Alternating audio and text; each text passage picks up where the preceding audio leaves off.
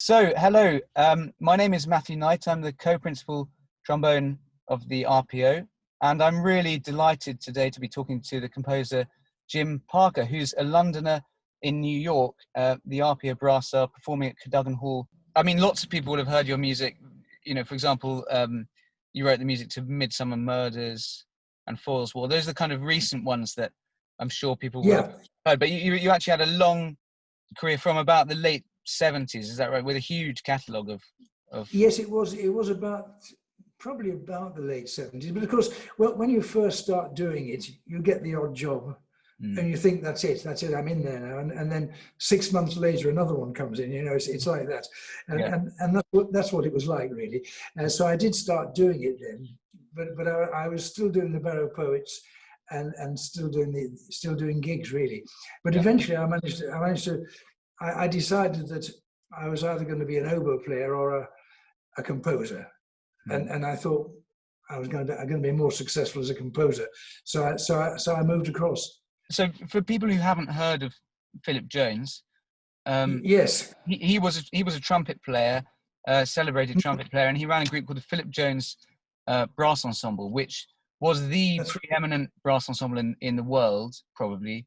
Yeah, they sort of put brass chamber music on the map, didn't they? Really, players like me, they're the group that I grew up listening to. So how did the commission come about with Philip Jones?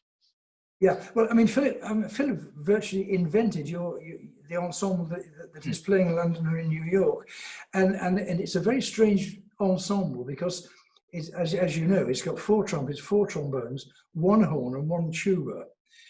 Doing that, and you probably find this, he could do all sorts of things like trombone quartets, brass quintets. He'd worked it out very carefully, but it was a rather strange outfit to write for.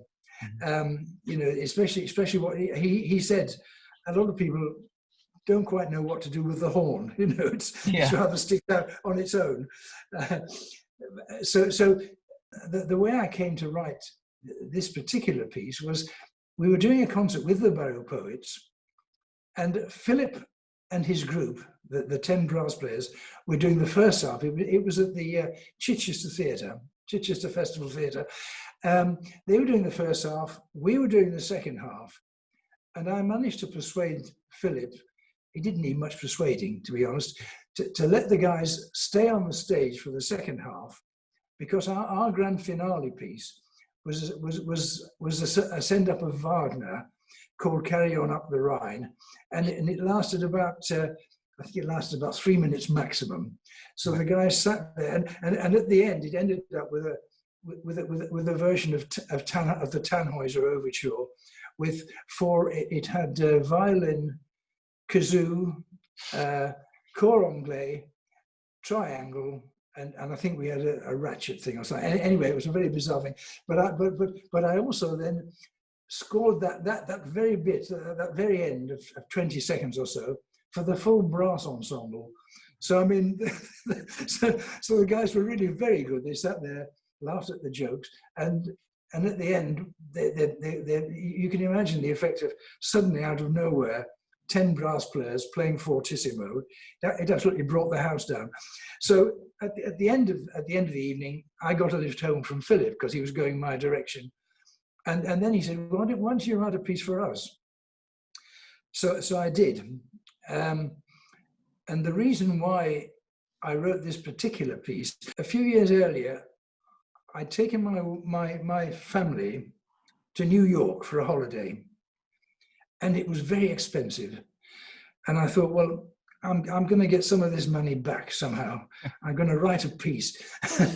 We're excited to play it next week. It's our first concert back in our Cadogan home since March, and we're really looking forward to it. And thank you so much for giving us that fascinating insight into its background. I hope that people will watch this and will really enjoy both this interview and the performance. So thank you very much. Well, thank you, and I hope the concert goes well. And I'm delighted that you're doing the concert again. I think very good news.